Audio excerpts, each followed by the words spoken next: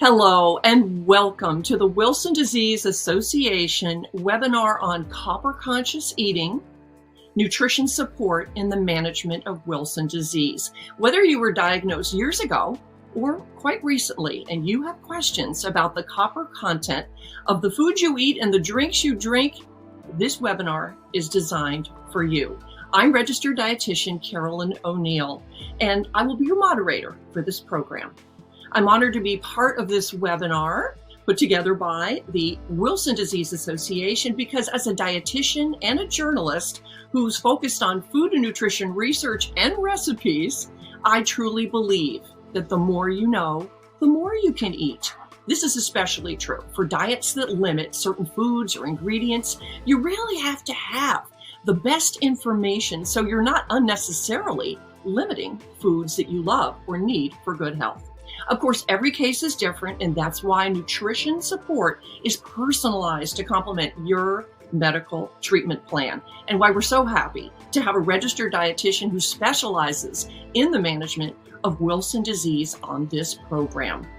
Anne-Marie Rivard, here's what's coming up later, is a clinical dietitian at the Yale University Medical Center, and that's one of the Wilson Disease Association Centers for Excellence.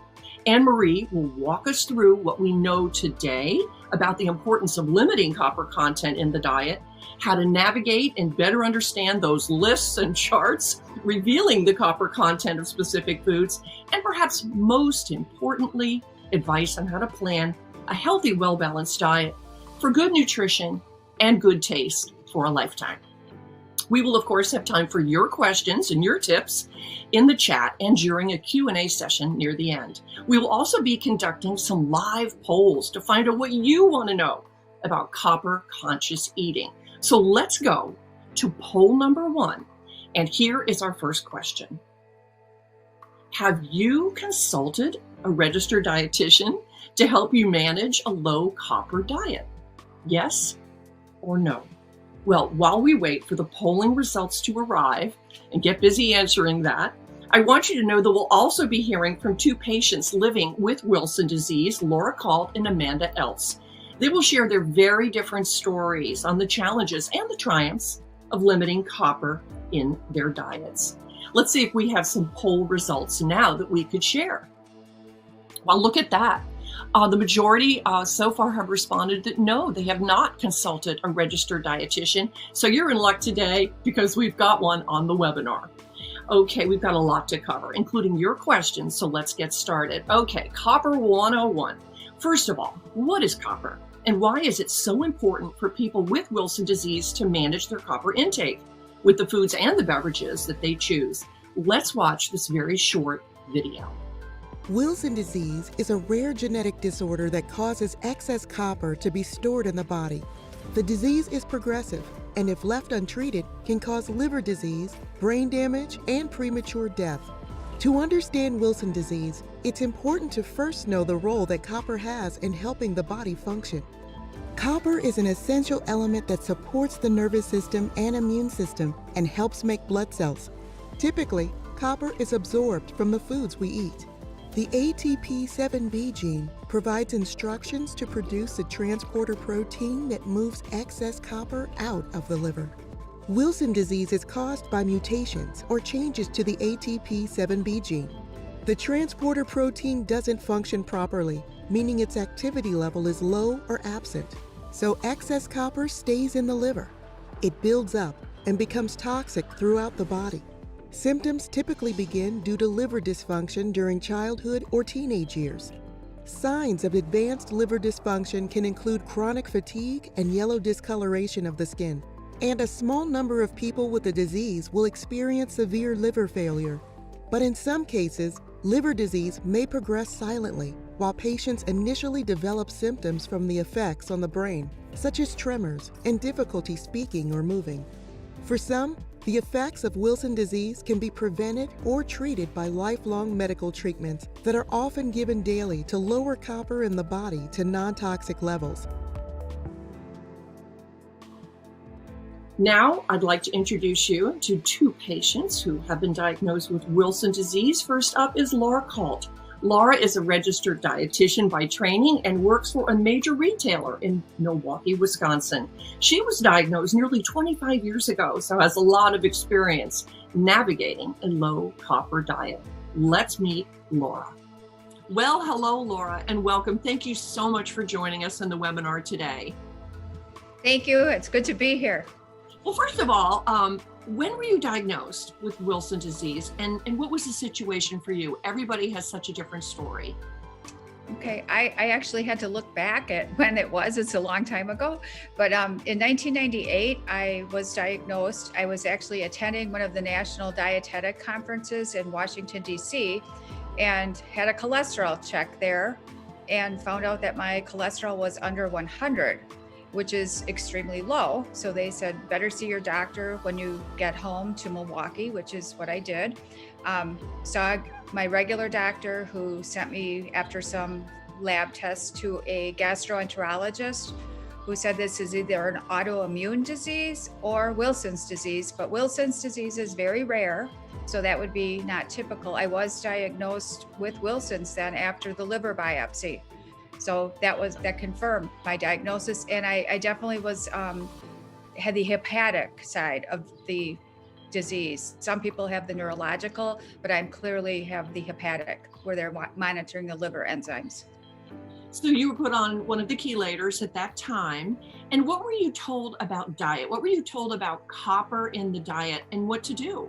Right. Pretty much he said, you're going to follow a low copper diet, the best that you can. They gave me a handout of a list of foods with copper in it and said, try to stay under 2 milligrams a day and record what you're taking in for a few weeks, just to see where we're at and how much we need to reduce to get to the 2 milligrams. But basically the rule of thumb at that time was to avoid the high copper foods, like the shellfish, the nuts, the chocolate, the mushrooms. I miss the mushrooms more than the chocolate. So I still do eat some of those foods, and I am being monitored twice a year with labs and the 24-hour urine. Okay, now you are also a registered dietitian, which means we are trained to identify nutrients in food and help people follow special diets. Even though you're a dietitian, did you find it challenging to avoid high copper foods and understand high, medium, low, what to do? Absolutely. Dietitians are great at giving the information, but following the advice is another story. I actually looked back at a textbook, and there's less than a paragraph about Wilson's disease. So there isn't a lot of information, and thank goodness for the Wilson's Disease Association providing more information. But it's misleading, and I think it's challenging to figure it out. And every person handles it different based on their situation. So I think I am in close contact with my GI doctor, and as long as things are going well, I feel like I'm following the best that I can. Let's dig in a little bit to the food arena here. And you mentioned shellfish. You were in Milwaukee, maybe not a big lot of shellfish on the menu. Of course, you can get them anywhere now. Right. But the thing is, like, even those charts, you look at them and you think, well, where were these potatoes grown? Where was this shellfish from? Is it dark chocolate? Is it milk chocolate? Again, as a dietitian, what were the questions you had in your mind? Yeah, when you do a lot of digging and research into this, you see that the copper content of even a potato varies by the climate and the type of soil that is involved. So there's a lot of variation. Drinking water, there's a lot of variation. Are you drinking the tap water? Are you drinking bottled water? There's a lot of things, and there's really no cookbooks with recipes and, hey, follow this for Wilson's disease. So you're left a bit on your own. Well, you were bumping into 25 years having been diagnosed with Wilson disease. What is still the number one question you have about the copper content of food? I think just where should you really look for it? What is the real answer? And every gastroenterologist, every dietitian has a different suggestion. And I think you have to take it as individual, and what is right for one person might not be right for another. Certain people have the neurological symptoms, and they can tell directly an effect based on what they eat. myself, I don't know. If I eat lobster, I will have no symptoms, but how does it affect my liver and my lab tests when I have them? Well, Laura, that's why we're here today, and that's why we're having this webinar to try to get a handle on some of these questions, what we know, what we don't know. Thank you so much, and let the show continue. Thank you. Thank you again to Laura. Now let's meet Amanda Eltz, who lives in Indiana and has enjoyed a career in wardrobe design. While Amanda is relatively new on her journey with Wilson disease, she's come up with some pretty innovative ways to incorporate a low copper diet into her lifestyle. And she shares that on her blog, The Copperless Chick. So let's meet Amanda. So great to see you here today. Why don't we get started by asking you your story about when you were diagnosed and what was going on in your life that you thought, gee, there's something wrong here? Well, back in 2016, I was getting sick on and off, like just that fall into the winter. And it just was really strange because my immune system's not normally that bad. And then the next thing I know, my dizziness is turning into my body is moving on its own and it's making me dizzy. My head is moving around like a bobblehead and my arms are flailing. I'm having tremors and crawling my way to and from the bathroom or kitchen. And I'm like, I gotta go to the doctor. And when I went, they were just like, oh, well, you're just depressed and stressed and we'll just give you some antidepressants. And I'm like, okay, well, thank you. So 8 doctors later, I finally find a doctor that is really interested in helping me. And he's like, no, this does not look normal. And we should be looking at some neurological diseases for this. So we went through MS and Parkinson's and, you know, the long list. And he finally is like, okay, this is a rare disease, but I think that's the area we're in now. We've been going at this for 6 months. So let's just see if it's Wilson's disease. And sure enough, it was. I have the neurological end of Wilson's disease. And I started off on chelators. Wow. So you found your diagnosis. And what were you told to do besides taking the chelators to help manage your Wilson disease? I was told that I should do a low copper diet, which was incredibly intimidating because after he told me, he's like, and copper's in all the food, good luck. And I was like, okay, so do I go talk to a dietitian? What's the next thing that I do? And I didn't have any dietitians that were really interested in helping me with that because, again, not really talked about. So that was a new, very scary thing to try and navigate. And you're really good at research. So obviously you Googled it, you did all that, to find out what the high, low, medium copper, really to set up your own low copper kitchen. And the reason that was important is you really felt they were very sensitive to copper and you had a way of tracking, not that everybody else has to do this, but let me share your document and tell us what we're going to be looking at. Yes. So this is something I developed after I noticed after having nuts one night and the next day my symptoms were so much worse. I was like, okay, I've got to figure out a way of monitoring which high copper foods have so much effect on my body. And I know this, like not everyone pays attention to their body like this, but I do. So if you look in it's towards the top of the upper left, you'll see new, and that would be where you would put chocolate or whatever foods that you're trying there. And then you have your X's and check marks, and you would say whether you did it or not. And then the bottom part is more filling out atmospherically what's happening to you, and then also what's happening to your body, so you can monitor those things throughout the month. Very specific and certainly your own personal research. Back to copper and the copper list. You have also developed some charts that have to do with cooking and shopping. What are some smart swaps that you have for avoiding high copper foods? Yes, I recently put together my Smart Swap chart, and it has like the swap for chocolate and carob chips and light and dark meat, and for soy, you would change it to coconut aminos. And understand you also have substitute for raisins. Yes, raisins, you can get yourself some craisins, and the low copper is awesome with those. And the flavor is kind of more interesting, I think, than just your average raisin. So. I like that there's a high point there to finding substitutions for the high copper foods. But I think everyone is joining pretty much this webinar today because it's not easy to keep track of high, low, medium copper foods, and then to shop, to eat, to cook, to enjoy your life and be healthy overall. What is your number one thing you wish you knew more about in terms of the copper content of food, like the missing link? I wish that there was really a site that you really could just go and find all of your foods and be able to see the copper content, whether it's 0 or 1,000,000, I don't care, but like just that it would be up there and ready to lock and load. And there's the USDA site, but it's a little difficult to navigate and you have to really know what you're looking for and how to use it.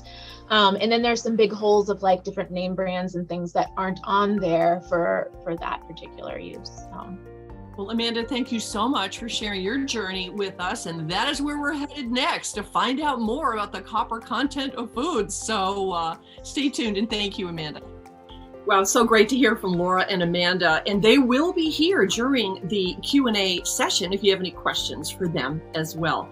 Wow, as we've just learned, managing Wilson disease by limiting copper in the diet really varies from patient to patient. So now we want to hear from you in polling question number 2. Are you ready for this? Here we go. What bothers you the most about those copper content of foods lists? Is it categories are too broad? Is it difficult to determine portion sizes? And conflicting information, does that bother you? So we see some of the results already. That looks like conflicting information is leading the pack at this moment. And the categories are too broad. Maybe people don't feel that, but we see it populating there. And what's terrific is, and that's why we're here with the Wilson Disease Association to help give you the information you need to address these questions. And even more, we turn to Anne-Marie Rivard, who's a registered dietitian nutritionist with the Wilson Disease Center for Excellence at the Yale University Medical Center. Anne-Marie is a clinical dietitian at the Yale New Haven Hospital. Welcome, Anne-Marie. And first, as a registered dietitian, how did you get involved in the management of Wilson disease? It's such a specialty. Yeah, well, thanks for having me. I'm happy to share my story here and hopefully some light on this topic. I was hired into Yale in 2005 in the transplant dietitian role. Shortly thereafter, Dr. Michael Shilsky was hired in as the medical director of the liver transplant program. So we started working together in that arena. And then I learned more about his specialty in Wilson disease and started seeing a few of his patients here and there, and really realized the need for nutritional guidance in this population, how much ambiguity was out there. So started to learn more about it, started to become involved in various projects with Dr. Shilsky, as well as direct patient care, and find myself here today still in both worlds, the transplant and the Wilson disease world. Well, it's so wonderful to have a registered dietitian nutritionist on the medical team. And certainly as we're addressing copper, obviously dietitians are the ones who keep track of what's in our foods, hopefully, and what's in our diets. So let's go to copper now. What is it? What do you tell your patients and families? Why do we need copper? What happens when there's too much or maybe even too little? Right, so copper, which many of us don't realize, is a metal that's essential for our bodies. It acts as a cofactor or a helper to a lot of different processes in our body. So as we saw in the video, it's directly linked to energy production in our body, red blood cell production, the health of our brain and nerves, and collagen production for bone and skin and muscles. So we can see it's so closely linked. If there's too much or too little, there's definitely some complications. Too little, we can see anemia, we can see challenges with osteoporosis and bone health or rheumatoid arthritis. And then too much, as we saw in the video as well, there's damage potentially to the liver from copper accumulation there, potentially leading to end-stage liver disease. There's also neurologic damage, so tremor, challenges, trouble with speaking, changes to movement. So definitely can affect our body in multiple ways. And it's interesting, this leads up to our next question, is why do you prefer then to refer to the diet as copper conscious? And don't people with Wilson disease are often handed, again, that sheet of paper for a low copper diet. So what's the difference there, and how do you think that helps people make that make choices more easily or better? Yeah, so the recommendations have really been very vague over the years. As our two speakers showed already, they receive different information, and it's kind of just here's a handout of some foods that have copper, maybe don't eat them. So some sites tell you don't eat these 5 foods, others say add up to so many milligrams per day. So it's really challenging to figure that out. And as I've done more research and learned over the years, I've found that neither extreme is really good. So if people don't even worry about copper in their diet, that's a great tool we have control over that you are not using. So I think completely ignoring it is definitely not beneficial. But then on the other side, if you're overly restrictive, we don't have research that supports that shows if you have a super strict copper diet, then outcomes are going to be this much better. Also, we know that there's a lot of stress with that. As our speakers said, trying to figure out what that means, how to plan their diet, it's really hard to micromanage your copper intake. The other thing that's interesting is your body is pretty smart, and if you overly restrict your copper intake, it naturally will increase the amount of copper you absorb from your food. We don't absorb 100% of all the copper we eat. Maybe we absorb 30% or 40%. But when people restrict their diet very low, the body can absorb as much as 75% of it. So sometimes over-restricting kind of backfires.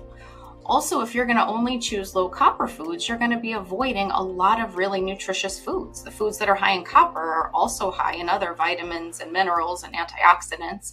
So we don't want people completely cutting those foods out of their diet that do have research benefits to health.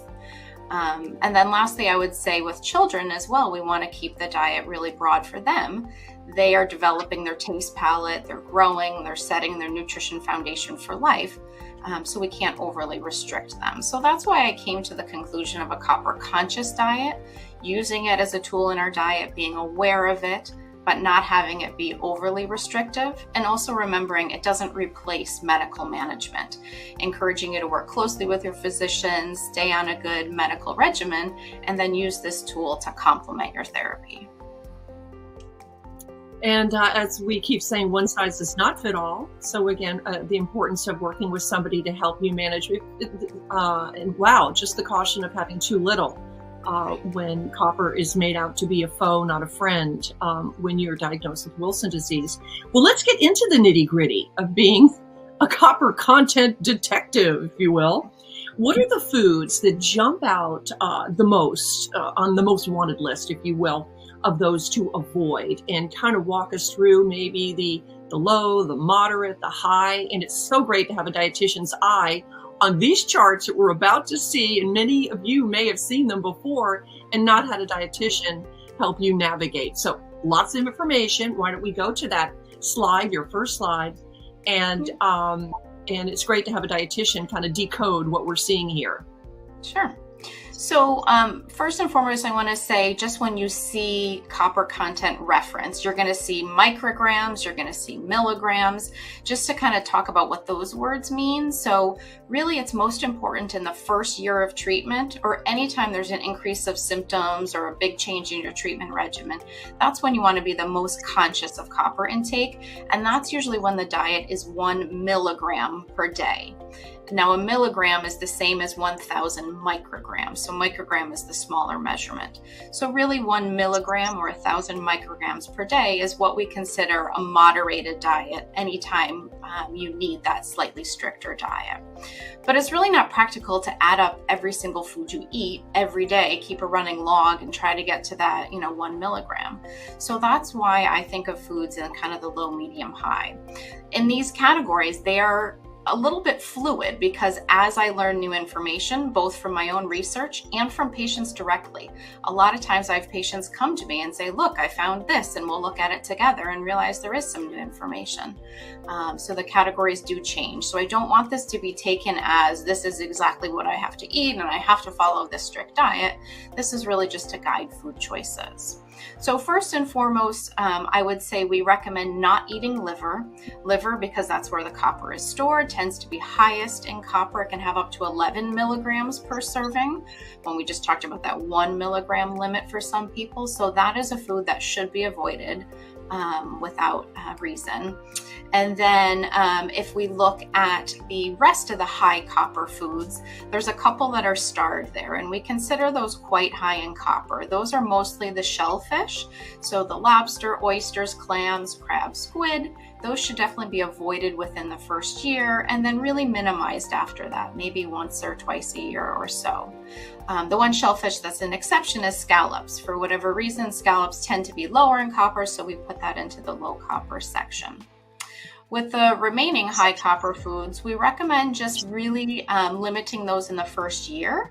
And then once stable on treatment, being mindful of how often they're consumed and really only having one at a time.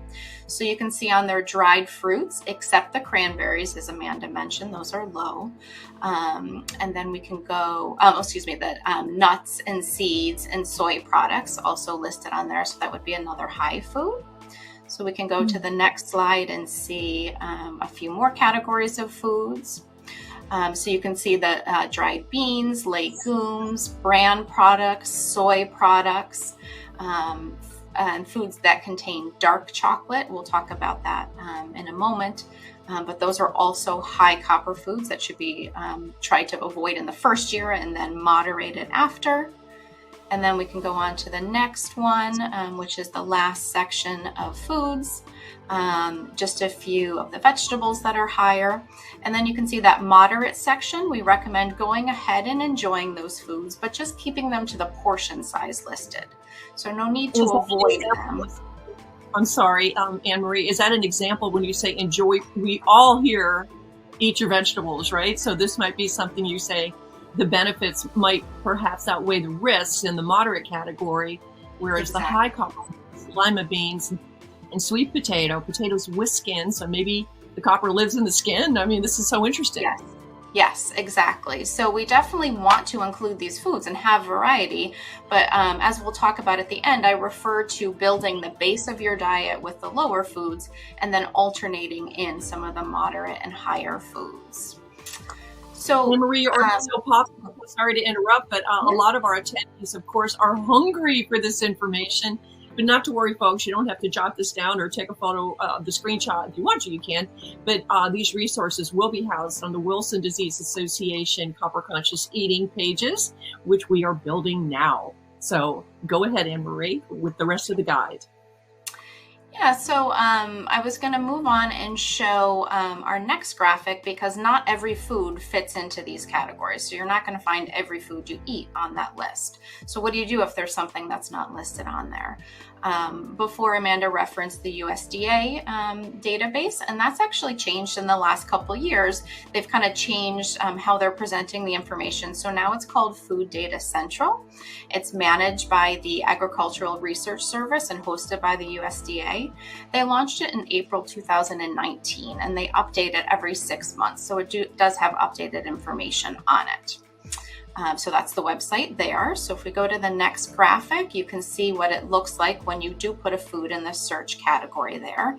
You'll see 5 tabs come across the top there, and those are the different data sets they use.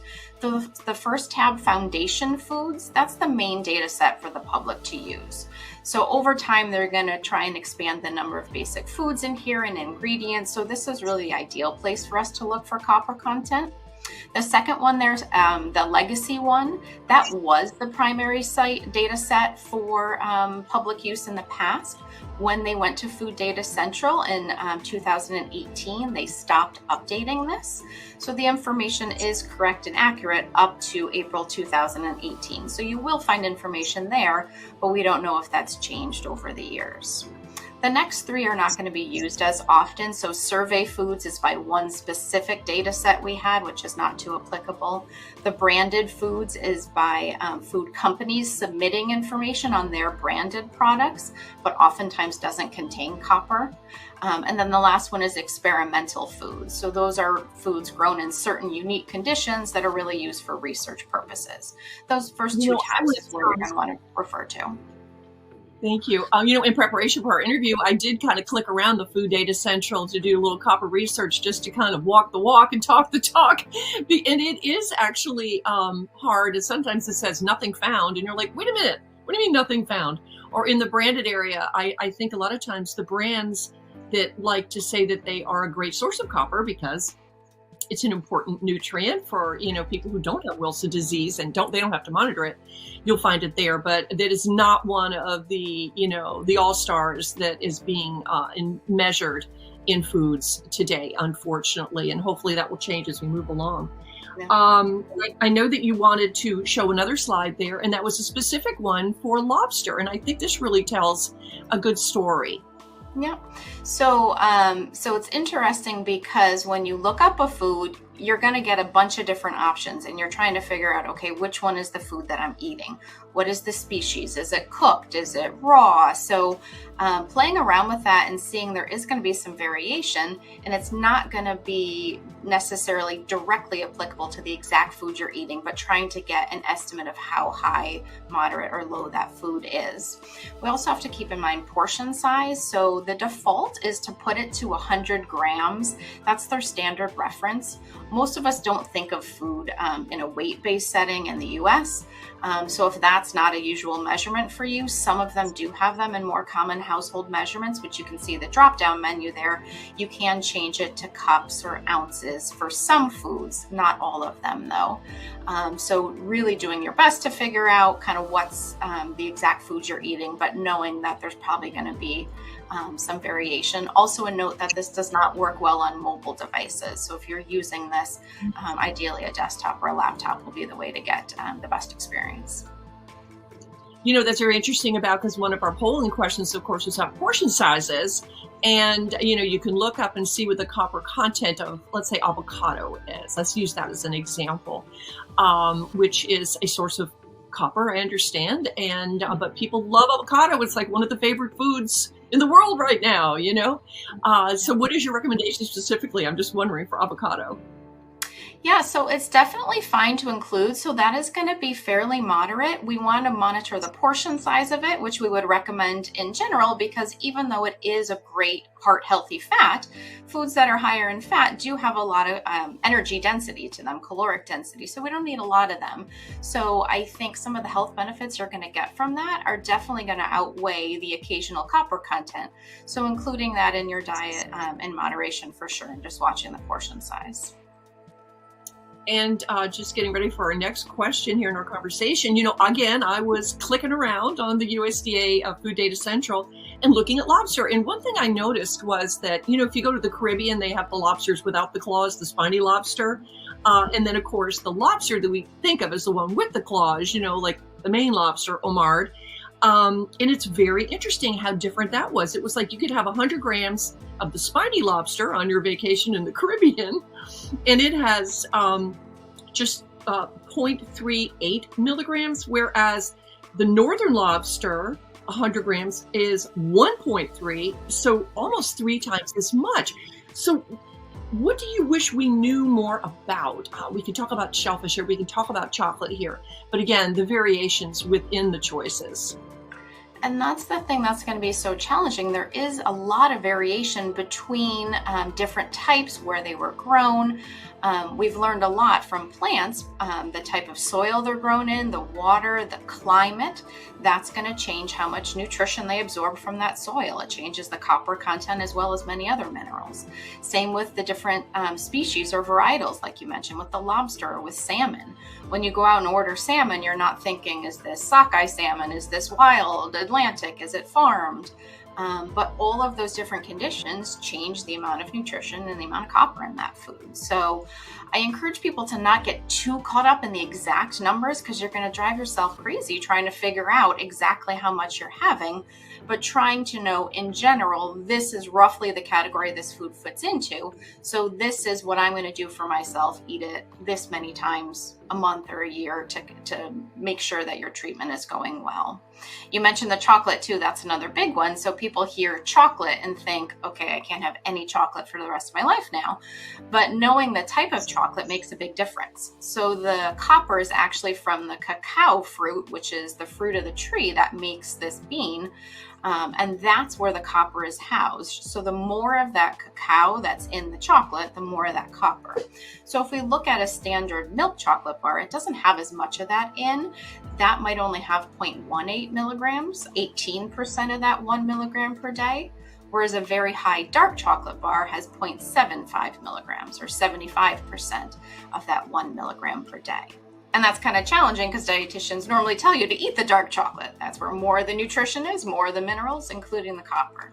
So that's what makes it so challenging. But knowing that you can have almost all of these foods in some form, as long as there's some moderation and some thought about how concentrated it is. And since the dietitian is in today, we know that one size does not fit all, certainly when it comes to food preferences and diets. What about folks who are switching more to a plant-based, vegetarian, or vegan diet today?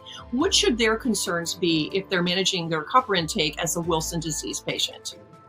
Yeah, so I get that question a lot because people will look at these charts and come to me and say, I normally follow a vegetarian diet, but everything I eat, nuts and beans and soy and tofu, is in that high list. Should I not be doing a vegetarian diet? The thing that we have to realize is that dietary copper from plant sources is actually less bioavailable. So what that means is our body has a harder time pulling the copper out of that food than an animal-based product. It's a little easier for our body to absorb the mineral content of that food. So it's unclear if the higher amount of copper in the plant-based foods really makes that much of a difference because our body absorbs so much less of it. We also know there's a lot of health benefits to having more of a plant-based diet and having some variety. So I work with patients closely to help them follow this diet if that's their choice, and show them that it is reasonable to do that as long as we think of the portion size of what they're having. Also keeping in mind too that meat substitutes are becoming more and more popular. We find, the non-meat burger and chicken alternatives, those are normally made with a high copper protein source. So a pea protein, a bean, or a soy protein. So again, they're going to be higher in copper, but since they're plant-based, maybe not absorbed as well. So can be included in the diet. Alternate if it works for you with a lean meat so that it's a little bit of both. And then if you are somebody that is a lacto-ovo vegetarian, you include milk and eggs in your diet. Those are very low in copper and great protein sources. Or if you're a pescatarian, you do include fish. Those are also low copper ways to add in some protein. So definitely doable to go more towards the plant-based and still need more research on kind of what that difference in absorption means for our total body copper. Well, of a lot of exciting areas for those who are researching copper content of foods, that's for sure. Get to work, folks. Why don't we go to another polling question and listen from our attendees? And this is number 3. Which of these health issues are a concern to you to support your optimal health? A, liver disease, B, cardiovascular disease, C, cancer, D, diabetes, or E, mental health. And Anne-Marie, I turn to you because Wilson disease often has an effect on other organs in the body, such as the liver and the brain. And what role does nutrition play for those who might have some of these overarching health complications? Sure. So those at Wilson disease, as we saw earlier, are at risk of liver disease due to the copper accumulation. And liver disease, unfortunately, is on the rise in the general population, especially fatty liver disease, where there's an increased buildup of fat storage in the liver. Prevalence has been found to be anywhere from 10 all the way up to 45% of the U.S. population. So it's really important to think about eating for liver health in general, and especially that much more important for those with Wilson disease. So we can pull up the next graphic and show how we use the MyPlate model to teach towards nutrition. So maintaining liver health involves striving towards a healthy weight with good energy intake, good balance at meal times, which we'll talk about with the graphic, avoidance of alcohol intake to not further damage the liver, and then minimizing added sugar and salt intake in our diet. So the MyPlate graphic is what we use when we teach nutrition in general to the general population, but definitely can be applicable to the situation of somebody with Wilson disease trying to maintain liver health. So it shows you about half of your plate should be a fruit or a vegetable base. A quarter of your plate should be a grain or a starch. So whether it's rice or other grains or starchy vegetables like potato. And then a quarter of your plate should be a protein, whether it's a lean meat or egg or a bean-based protein. So if we strike this balance, we're automatically going to be moderating copper intake by not overdoing portion size and also helping to eat towards liver health. Research continues to point to the role of nutrition in the risk for liver disease. There was research that showed that a high-calorie diet that was enriched with fat and with sugar actually sped up liver damage in a Wilson disease rat model. So following more this type of eating plan as opposed to one which is higher in fats and sugar can slow down the risk of liver damage. It gets to be more and more challenging though, because those types of foods that are enriched with sugar or salt are so prevalent in our diet now. Over the past 100 years, it's increased by 3 to 5-fold of how much sugar we're putting into our diet. And the biggest increase was seen in children. So we find our cereals and our baked goods and our drinks, quite sweet. And even things that don't taste sweet to us, savory things like ketchup and pasta sauce. Those things we don't think of as sugar content laden, but they are. They add it for flavor to that. So research is still ongoing, but it's pretty evident that this rapid increase in sugar intake can have a negative impact on health, especially for those with Wilson disease. So we recommend being mindful of added sugar. The way that we think about it in terms of measurements is that women should try to limit it to about 6 teaspoons of added sugar or less per day, whereas men should limit it to about 9 teaspoons or less. So you can see here the food label we have pulled up. This is a larger multi-serve container of yogurt. So you can see when you read that, the total sugars is listed there, and then under that is added sugars. So the food right? That's relatively new to the nutrition facts label because everyone is supposed to be paying attention. And it was nice to know that I guess there's natural sugars, of course, in yogurt because it's lactose, right, from the milk. This might be, the fruit preserves that's added there. So that's an interesting example, an important example. Exactly. So looking at that added sugars means what was added beyond what existed in the food to begin with. So this has 16 grams of sugar. So you say, okay, 16 grams, like what does that mean? Again, we're not really focused on weight-based. Is that a lot? Is that a little? So you always want to take that number and divide it by 4. If you divide it by 4, that tells you how many teaspoons it is. And that's a much better visual reference for us. So that's 4 teaspoons. So think of sitting down, here's your cup of yogurt, and then you're putting 4 teaspoons full of sugar into that and stirring it in. So that's how much sugar is in that. The thing we can't forget though is portion size. So we're serving ourselves out of this large container. How much are you eating? So you can see up at the top, the serving size is 3/4 of a cup. So that might not be a very lot. If you get out, your bigger cereal bowl and you put the yogurt in there, maybe you're having twice that. Now maybe you've had 8 teaspoons of that, and you can see how quickly it can add up. So just being aware of it, again, doesn't mean you can't have that. Dietitians are the first to tell you that, we have candy in our offices and love our sweets, but being mindful of the portion sizes and how quickly it can add up throughout the day. The other thing you had mentioned was, go ahead. I say one thing we're not going to see on the nutrition facts label, of course, is the copper content. That yes, we only see the major nutrients that might be gap nutrients, I understand, in the general population. That's why they list, calcium and a few of the other ones are potassium. So what your advice is saying, while we're focused on copper here, it really is about looking at overall health and nutrition for the prevention of some of the major diet-related diseases that a Wilson disease patient may be at risk for, as we mentioned, heart disease, diabetes. And so your role as a dietitian in the management of Wilson disease really is a bigger picture than copper. Exactly. So even if people say I know the copper, I have that down, there's usually still a lot we can talk about in terms of overall diet quality and preventing some of these long-term complications.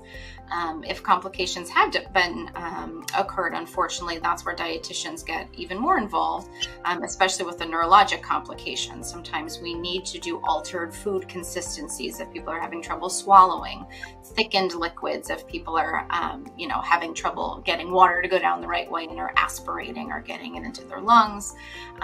Or sometimes we need to use tube feeding if people don't have the ability to swallow because of their neurologic involvement. So a lot of other ways that nutrition is involved in treatment at that point. You have another important graphic, and again, we'll be sharing these resources with everybody. And this is sort of your cheat sheet, if you will. I'll call it that, on what to purchase, which I love, because so many times we have diet information, which is what not to do or not to eat. And what I love about this one, and it is the one that's called What to Purchase, that would be slide, there we go, 17. And I know it's hard to read, folks, because it's tiny, but essentially you want people to know what they can buy. Exactly. And again, that's what dietitians so often focus on. Don't eat this, don't eat that. And that's why people, I think, get frustrated. But there are a lot of good things out there that you should be including in your diet. So I've put this together to help guide people in their food choices based on the different categories. So with produce in general, trying to buy when in season if you can. There's a link there on how to check what the seasons are. Using frozen without added sauces or canned in 100% juice or no added salt. You can sometimes get almost as much nutrition because they're frozen or canned right at the point of high peak nutrition. So with the fruits and veggies there, I have a list of what you should start with. Those are the lowest copper choices, but then alternate in with some of those other higher copper choices. Definitely can have them, but just have those come in for variety. With grains, this is the same nutrition recommendation we give to the general population, is to make half of your grains whole. So choosing whole grains about 50% of the time, that will help to moderate copper content because it's higher in the whole grain foods. So alternating some of the more whole grains and some of the more refined grains so you have a balance.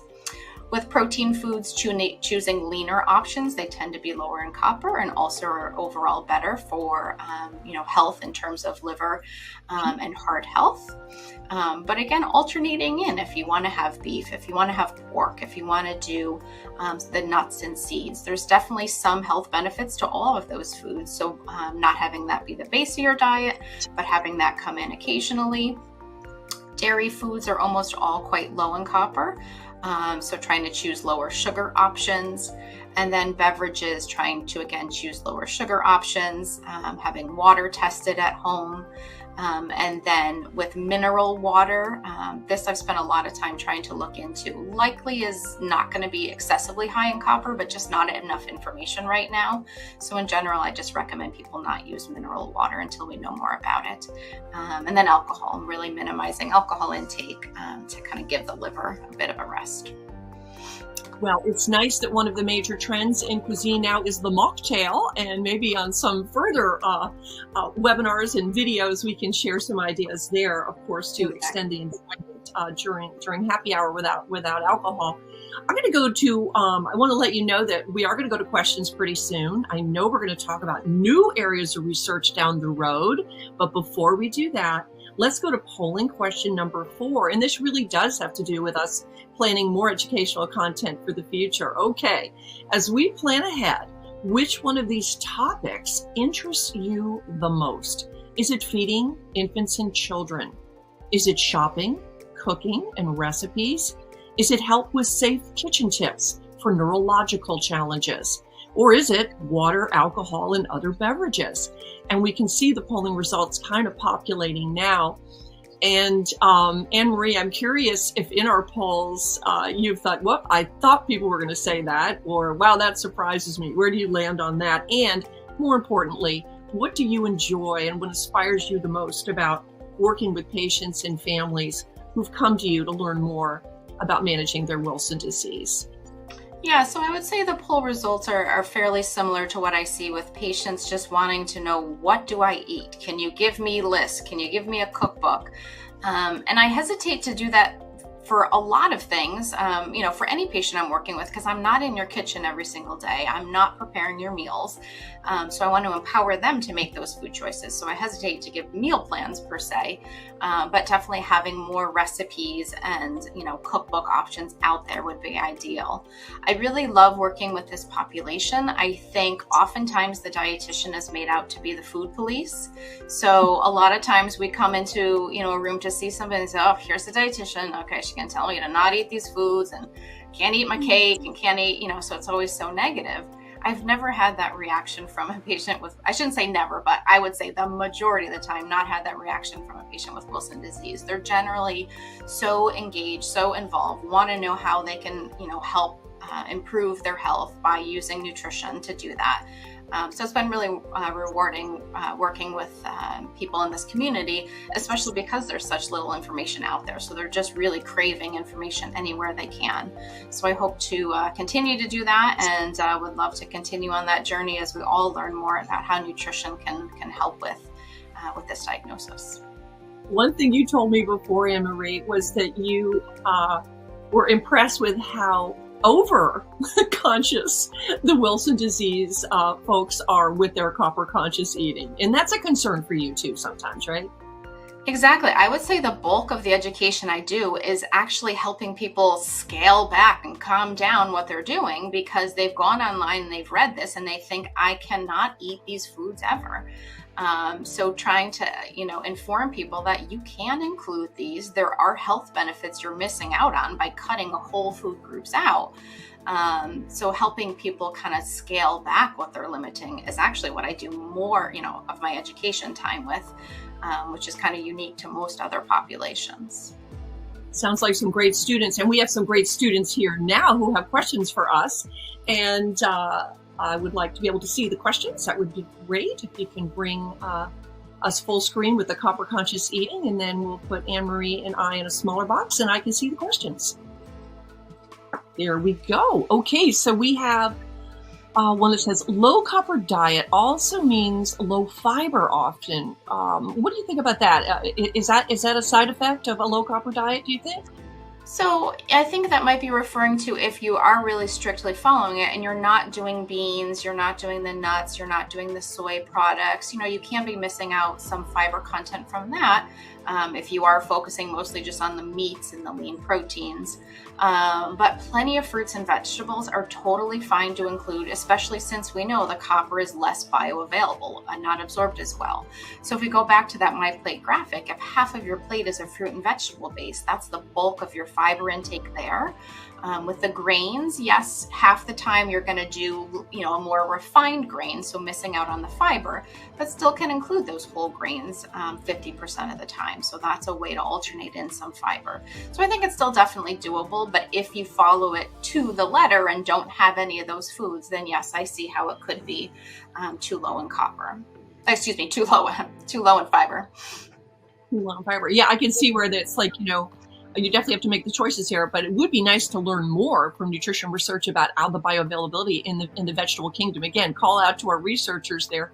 We have a couple of questions on following a low copper diet if you're in fact taking zinc supplementation. Does that change the way the information you're giving patients? So we don't know enough yet about the different types of treatments, the zinc versus the chelators, in terms of how it's going to affect our diet. I haven't seen a big difference in terms of, when you're on this treatment, you're going to have to follow this type of diet. Really, we go based upon the monitoring that Laura referred to in terms of her blood work and the urinalysis that's done to see how her body is doing in terms of total copper content. And that's where we base the diet. So Dr. Shilsky might refer somebody to me who seems like they are struggling and still have higher copper levels. But usually it's not based upon the type of treatment they're on. So more research to come on that. But right now, zinc versus chelators, we don't really change our diet recommendations. Okay, good to know. And again, just a reminder to folks, this information will be on the Wilson's Disease Association website with all this information. But let's continue. I think that I might jump ahead because it will, I think, help answer some of our questions. about new areas of research that you're excited about, or down the road with the role of nutrition in the management of Wilson's disease. Yeah, so there's some new things that are starting to come out that are really interesting that might, somewhat change our recommendations. So one such area of research is called epigenetics, and that is happening in a lot of different areas. Epigenetics is the study of how your lifestyle and environment, including food choices, affect and change potentially the way your genes work. So we saw in the video the gene that is altered in Wilson disease, maybe how we read that alteration can be different based on our environment. To support that, there was a really interesting study in 2010 where they had a case report of identical twins that had the exact same genetic mutation for Wilson disease. So their body looked exactly the same in terms of how they had an altered gene. One twin unfortunately ended up progressing to liver disease, liver failure, and needed a liver transplant, whereas the other twin only had very mild liver disease and did not progress to end-stage liver disease. So really interesting to see, they had the exact same mutation or alteration. Why did they present so differently? And can our lifestyle, can our environment, and can our diet impact that? So that would be really exciting to have one more tool to help in that. The other area that I'm excited about is surrounding the microbiome. So the microbiome is the collection of all the good, healthy bacteria and viruses in our body that naturally live there. But it's not standard from person to person. So everybody's kind of healthy bacteria makeup is slightly different. And it might be based on where they grew up, what their diet was, what their age is. Maybe it's genetic related. So there's a lot of research going on in tons of fields: Alzheimer's, diabetes, asthma, heart disease, of can the microbiome, the healthy bacteria in your gut, can the makeup of that change your risk and outcomes with some of these diseases? So with Wilson disease, research is really new in this. There's only been a few small studies, but they did find a difference in the gut flora, the healthy bacteria in your gut, between those with Wilson disease and those without. Those with Wilson disease had less variety in that gut bacteria, and where you get some health benefits is from a more diverse and increased variety in that bacteria. So is that potentially a new target of treatment? Can we change our healthy probiotic intake? Can we change the quality of our diet, bring in more of that fiber to help the gut be more healthy and potentially help Wilson disease outcomes? So hopefully we'll get more information on that in the coming years, but really interesting stuff. Well, right now, hot off the press is another question, and we have a question about pork. And I did notice in our low, moderate, and high charts that we shared earlier on that bacon was in the low, and yet pork was in the high. Can you give some guidance to our bacon and pork chop loving Wilson's disease patients? Yeah, so it's going to depend again a bit on the cut of the meat, the fat percentage, potentially where that product was raised and grown. So the copper content is going to vary slightly.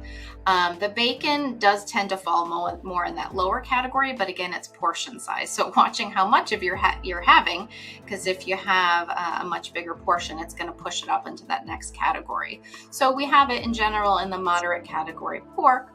So that would be one of those foods that we do say is fine to include, but try to keep it to a 3 to 4 ounce serving, which is about your palm size, and then alternate that. So more often you're having more lean meats like white meat, chicken, turkey, and fish, but definitely fine to include, just not maybe every day and not in larger portions.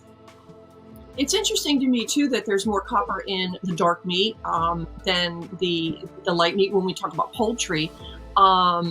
And again, it's that knowing more about like where copper lives, and where it can, and then again, as you mentioned before, where something is grown, where a fish is swimming, and copper being a metal, it's part of the environment, and so it makes sense that it becomes part of the plant and or animal that's in that terroir, if you will.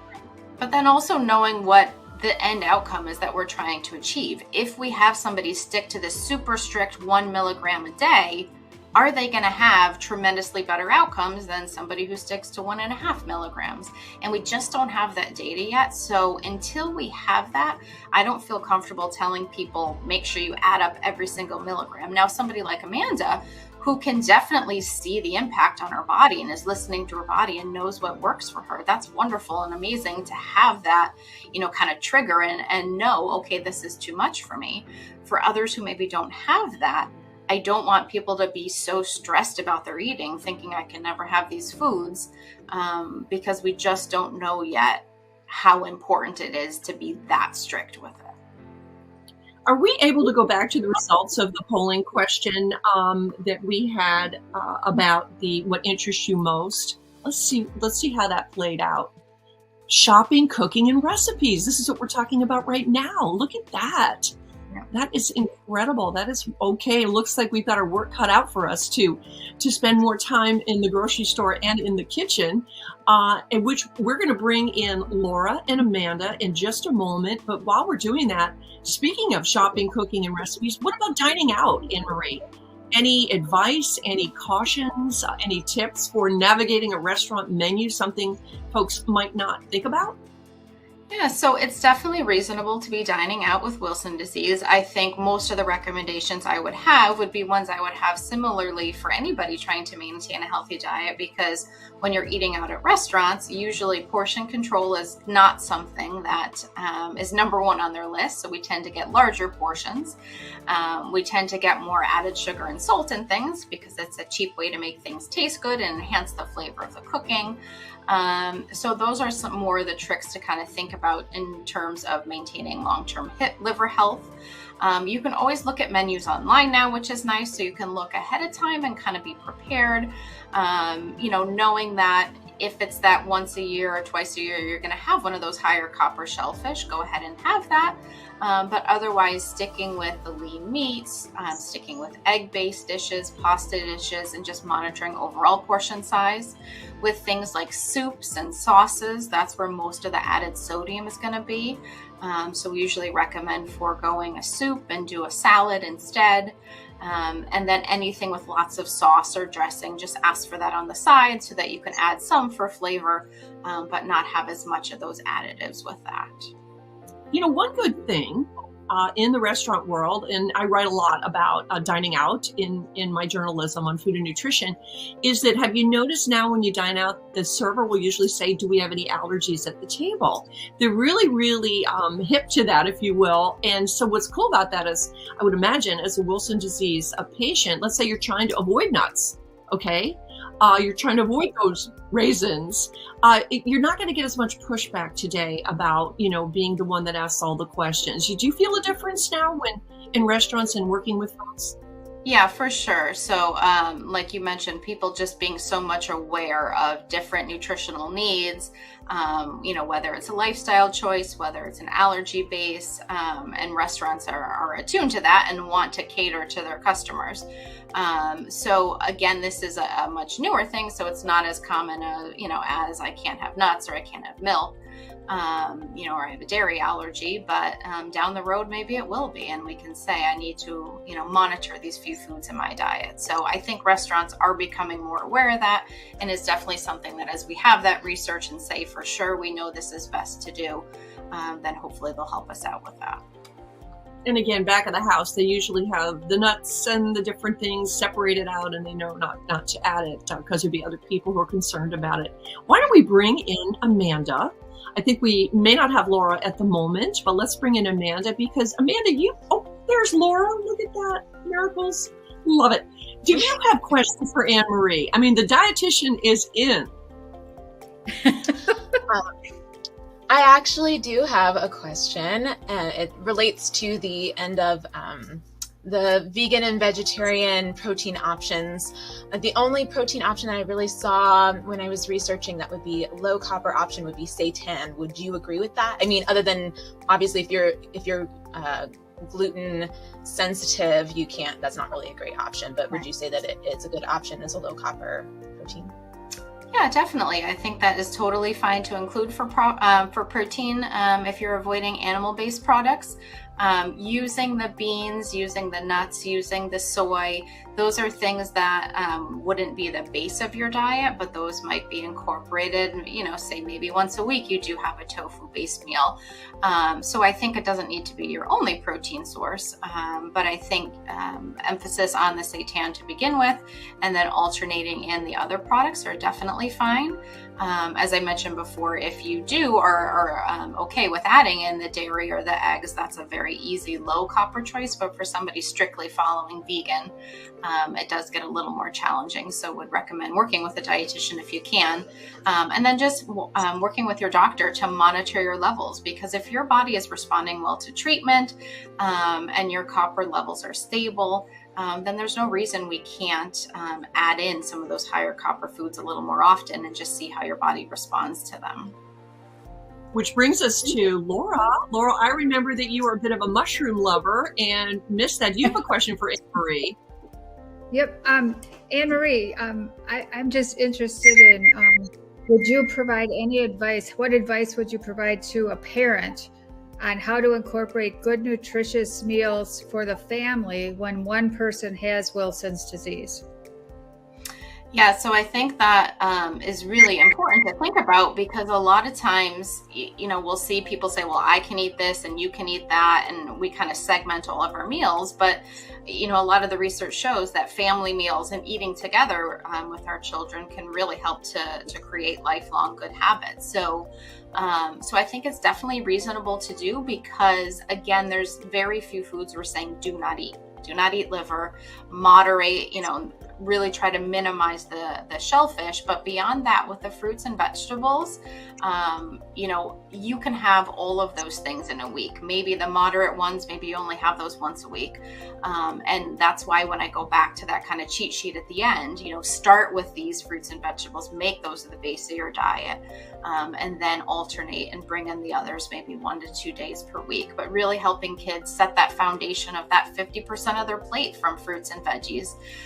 There's a lot of other tips and tricks out there about how to introduce kids to them, how to make it fun, how to involve them in the cooking and the shopping process, so they have some ownership and feel like they've helped to plan that meal. So I think that's a great point to make, and don't think you should feel over restricted that you can't introduce those foods to your kids as part of your family meals. Thank you. Does that make you think of another question, Laura or Amanda? Because I will bring one up. Go ahead. I was going to just say, I think you've explained it pretty well, but for somebody that's had Wilson's disease for 25 years versus a newly diagnosed person with Wilson's disease, it would be a big difference in your approach in speaking with them. Yeah, and that's a question somebody put in the chat here is, why in the first year is it that much different?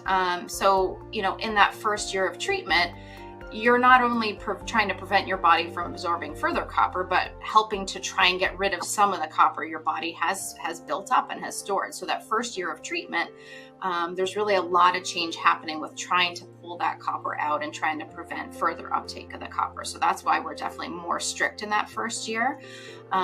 So we would definitely spend more time with somebody who's newly diagnosed and help them try to navigate it and start them off on the right foot, versus somebody who's done it for a long time. They figured out what works for them. Maybe it's not exactly what I would recommend, but if they've found what works for them, and their medical treatment is going well, there's really no reason to adjust that. It's not something that we're going to have them change. So I think it does vary depending on where you are in the treatment course. And somebody here has asked about meal replacement drinks, about chia. We have so many specific questions, which is kind of exciting.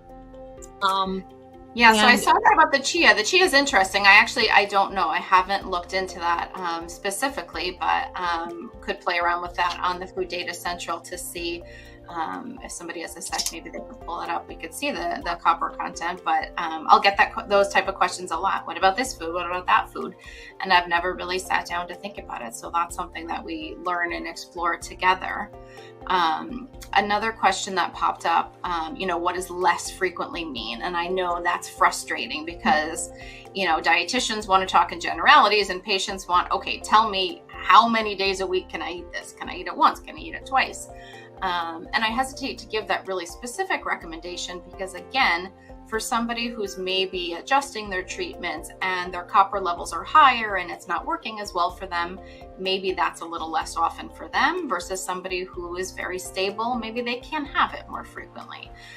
So I would say in general, with the very high copper foods, the shellfish, we would say after the first year, maybe have those once or twice a year. With the other high copper foods, I would say maybe those are fine to have, let's say, once a week in the portion size that's listed if your levels are stable. And then the moderate ones are fine to include as long as you're having them in the portion size. But again, then 6 months later, you check in with your physician. How is my treatment going? And if you need to pull back more, that's when you would work with a dietitian to say, okay, where should I cut back? So it's really about navigating, and adjusting over time based on how you're responding to treatment. Amanda, I want to get back to you. Yes. So back to the chia seed question. I just looked it up on the self-nutrition or it's nutritiondata.com. And they say that the copper is 0.1. So that would be in the mid-range, correct, of copper content. So it would be a moderate. 0.1 for what portion size is that? Does it say? Because chia seeds you don't use that much of. You know what I mean? Right. Per ounce. Yeah. So that's the thing. And again, as a dietitian, we don't know if that's 1 ounce plumped up or 1 ounce of the dry, right? Which then plumps up to 1. So again, this is a lot of fun. And back to Laura talking about family, this goes back to the tiniest person in the family. We have a question about, are there any recommendations for how to manage breastfeeding? Diet during breastfeeding. Any thoughts there, Anne-Marie? Yeah, I have looked into that before because I've had people ask me. My understanding is that the copper content of breast milk is based on what we call active transport, not passive transport. So what that means is your body actively puts a set amount of copper into the breast milk. Passively, if it did it that way, would mean if you have a much higher intake, much more is going to diffuse into the breast milk. So that is not how it works with copper content, is my understanding. So I've always said that generally the copper content of breast milk, even for somebody on treatment, is going to be adequate for the baby because the physicians, would always leave your body with enough copper that you need. So then therefore you would be able to appropriately nourish your baby with that. Why don't we go to another polling question? Because it would be very interesting to find out the answer to this question. And here we go. How did you hear about this webinar? Was it in the Wilson Disease Association newsletter? Was it the Wilson Disease Association website? Was it social media? Or was it through a friend or a family member? We would love to know so that we can really work on our outreach to more folks. Hey, look at this. Social media was winning, and now it's the newsletter. Look at that. This is very, very exciting to see what is working. And thank you for reading the newsletter. We'll have more information, hopefully, on copper conscious eating there as well. And look at those great family and friends that are also helping out. That's terrific. Let's go back to our guests here. And this has been terrific. I want to spend some time just wrapping up here, thanking everybody. And it has just been terrific. Any final comments, Anne-Marie, Amanda, and Laura? Yeah. I would encourage you to focus on your I cans and not your I can'ts. It's a much easier thing to embrace. And I noticed there's a question that I was just going to answer real quick. I started noticing my neurological issues. Like if I have nuts, I can see a difference in my my tremors within like 24 hours. But I have been living on a fairly strict end of the diet of low copper, but I do kind of a copper chaser, because sometimes it's a question of when was the last time that I've had a super high copper thing. If it hasn't been in a while, then I get a dark chocolate, and that kind of helps even me out. But if I've been overloading on the high copper and I'm having tremors, then I make sure that I really need to cut back, maybe take a little bit more zinc to help chelate a little bit more. Thank you so much, Amanda. And actually, we are bumping into the end of time, and I think it's terrific that we've had so much to talk about and more to talk about ahead. Thank you, everyone. It is time to say goodbye, and thank you to everyone attending this webinar now and in the future during the recording, organized by the Wilson Disease Association. And thank you, of course, to our special guests, Laura Kalt, Amanda Els, and of course, Anne Marie Rivard. And a big thank you to our sponsors, Ultragenyx and Alexion Pharmaceuticals. If you'd like to watch this webinar again or share it, you will find it on the Wilson Disease Association website and YouTube channel. I'm Carolyn O'Neill. I thoroughly enjoyed moderating this marvelous webinar, and I wish everyone out there great health, the best of food and health. Thank you so much for joining us.